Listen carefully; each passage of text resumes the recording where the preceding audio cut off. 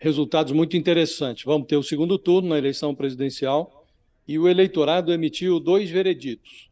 Em ambos, os eleitores informaram ao Lula e ao Bolsonaro que sabem o que eles fizeram no verão passado.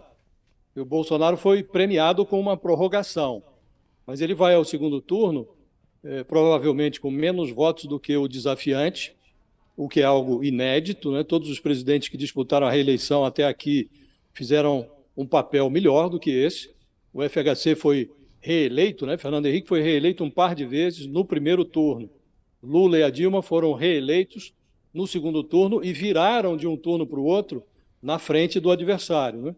Então, o Bolsonaro vai ao segundo turno, mas numa condição até vexatória.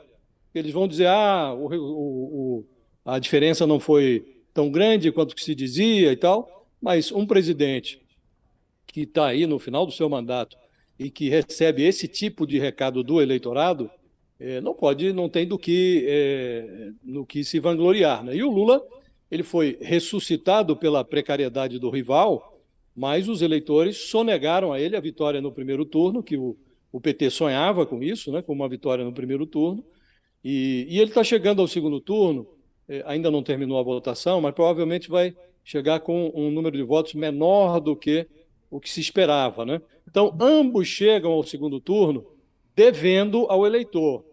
E o Lula talvez se arrependa, a essa altura, de não ter assumido alguns compromissos. Ele teve um primeiro turno em que ele navegou ali, cavalgou o risco que o Bolsonaro representa à democracia e deixou de assumir compromissos. Ele não fez, ele divulgou um programa de governo bastante precário para cumprir tabela no TSE. O PT ficou de detalhar aquele programa, não detalhou nada, e quero crer que no segundo turno talvez eles tenham que ser mais objetivos. Eu tinha falado um pouco antes com o pessoal da campanha do Lula, e eles já estavam ali dando de barato que haveria o segundo turno, depois que a apuração avançou.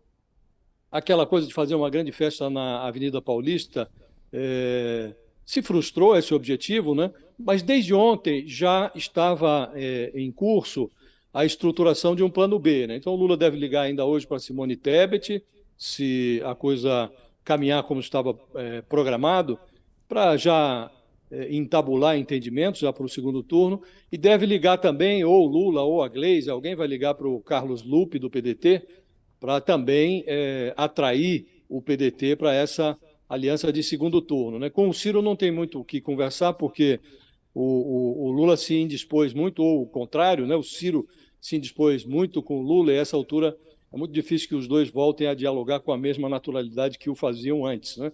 Já estavam aí numa situação bem precária, o relacionamento deles lá em 2018, quando o Ciro se julgava traído, e agora muito menos eles têm condições de dialogar.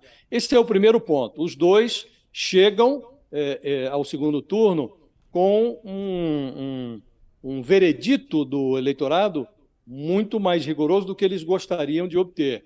E o outro aspecto que é muito relevante, que vai ficando claro a essa altura, é que, seja qual for o resultado do segundo turno, o Brasil vai ter que conviver com um Congresso Nacional duro de roer, porque vem aí um centrão muito forte e um bolsonarismo muito forte, né? Porque aqueles personagens simbólicos do bolsonarismo estão tendo êxito nas urnas, né?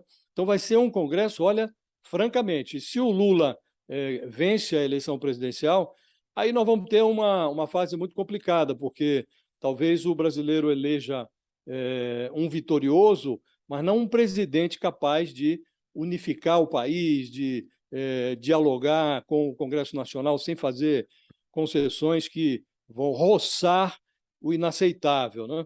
E um conflito que já se avizinha é o do Bolsonaro com o Valdemar Costa Neto. A relação dos dois sempre foi uma relação de interesse, né? Mas agora esse interesse tende a caminhar para um confronto, porque o Valdemar vai ter uma votação, uma bancada muito expressiva. Tá? O PL é o novo PSL. porque a força do Bolsonaro vai eleger aí uma bancada. O que foi o PSL em 2018 é o PL agora, e o Valdemar vai ter um caixa bastante volumoso na mão, e vai acontecer mais ou menos o que aconteceu com o PSL, e o Valdemar não é o Luciano Bivar, ele é bem mais profissional. Então, a tendência de esse rompimento se dar antes do que se imaginava é muito grande. Então, o cenário é esse, Diego. Recados muito claros, né, do eleitorado para os dois, e um Congresso que vem por aí, um Congresso realmente duro de roer.